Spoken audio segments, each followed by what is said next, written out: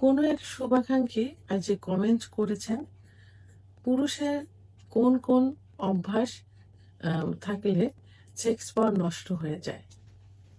ধন্যবাদ খুব সুন্দর একটা কমেন্টস করার জন্য।